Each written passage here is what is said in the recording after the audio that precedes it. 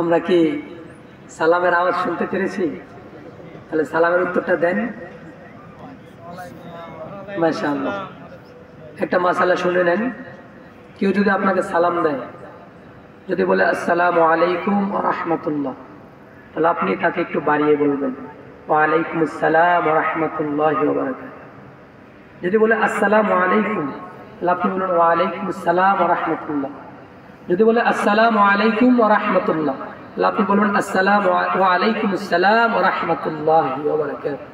আর যদি বলে আসসালামু আলাইকুম ওয়া রাহমাতুল্লাহি ওয়া বারাকাতুহু, তাহলে আপনি সেম বলবেন ওয়া আলাইকুম আসসালাম ওয়া রাহমাতুল্লাহি ওয়া বারাকাতুহু বরাবর। আর বৃদ্ধি করা যাবে। কিতাবে এতটুকুই আছে, যদি কেউ আপনাকে সালাম দিয়ে একটু বাড়িয়ে বলবো, যদি একদম ফুল সালাম দেয় অর্থাৎ ওয়া আলাইকুম আসসালাম, বা কেউ যদি বলে আসসালামু আলাইকুম ওয়া রাহমাতুল্লাহি ওয়া বারাকাতুহু, তাহলে উত্তরে বলবো ওয়া আলাইকুম আসসালাম ওয়া রাহমাতুল্লাহি ওয়া বারাকাতুহু। পারবো তো ইনশাআল্লাহ? তাহলে অনেকে যে সালাম দেয় আসসালামু আলাইকুম বা হাত উঠায়, হাত উঠান দূর থেকে যদি কেউ স্পষ্টভাবে সালাম দিয়ে যদি তাকে ইশারা দিয়ে বুঝাইতেছে ভাই আমি আপনাকে সালাম দিছি, তাহলে ইশারা দেওয়ার জন্য, বোঝানোর জন্য, সালাম যে দিচ্ছেন এটা বোঝানোর জন্য হাতের ইশারা দেওয়া যায়। কিন্তু কাছে আছেন আপনি, সালাম মুখে উচ্চারণ না করে যদি আপনি কি করেন এইভাবে হাত উঠাইলেন, এটা কখনো ইসলাম সমর্থন করে না। কথা বলেন ঠিক কিনা? যেহেতু বলছি আরেকটা মাসালা বলে দিই, জানার দরকার আছে না নাই? মাহফিল দিছে কেন? জানার জন্য। মাহফিল দিছে কেন বাজার? কিছু জানার জন্য। আল্লাহ তাআলা কি বলেছেন? ফাসআলু আহলায যিকরি ইন কুনতুম লা তা'লামুন। তোমরা যা জানো না, জানার জন্য জাননেওয়ালার কাছে জিজ্ঞাসা করো। ফাসআলু আহলায যিকরি, আহলে জিকির মানে যারা কোরআন জানে, জিকির মানে কোরআন, জিকির মানে সুন্নাহ, জিকির মানে যারা কোরআন সুন্নাহর ইলম যাদের অন্তরাস হক্কানি আলেম, এই হক্কানি আলেমের কাছে জানার জন্য প্রশ্ন করো। কখনো তাকে আটকানোর জন্য প্রশ্ন করিও না।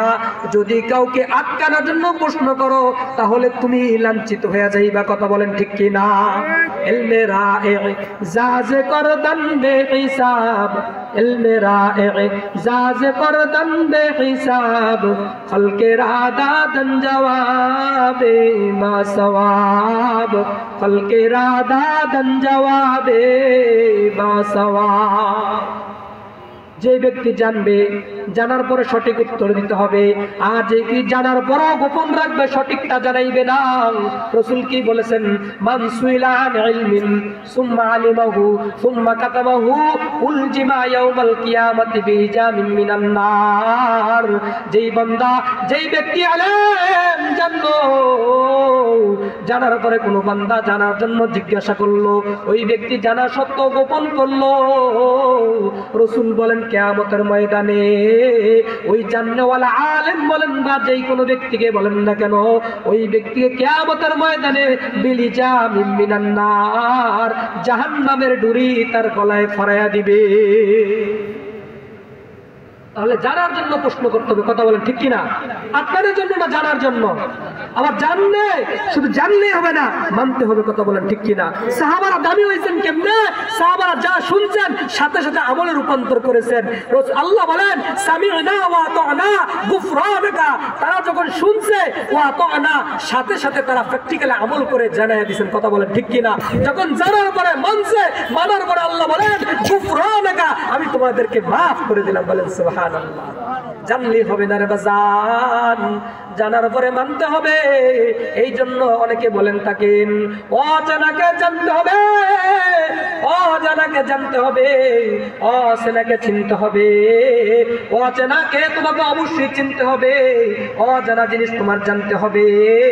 যেই ব্যক্তি অচেনা মানুষকে চিনে ওই ব্যক্তি কখনো বিপদে পড়বে না। আর যেই ব্যক্তি অজানা জিনিসকে জানবে ওই ব্যক্তি কখনোই বিপদগামী হবে না। কথা বলেন ঠিক কিনা? এই জন্য আল্লাহর কাছে দোয়া করতে হবে,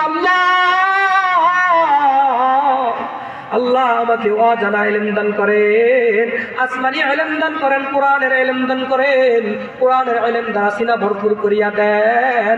পাশাপাশি এমন কিছু অজানা ইলম দান করেন যে ইলম আপনি ছাড়া আর কেউ জানে না। কথা বলেন ঠিক কিনা? অজানা ইলম দান করতে হবে। इसलिए আমাদের বড়রা বলতেন 1 মন ইলম के लिए 10 মন ইলম জান্নাহ জরুরি है। 1 মন ইলমের সাথে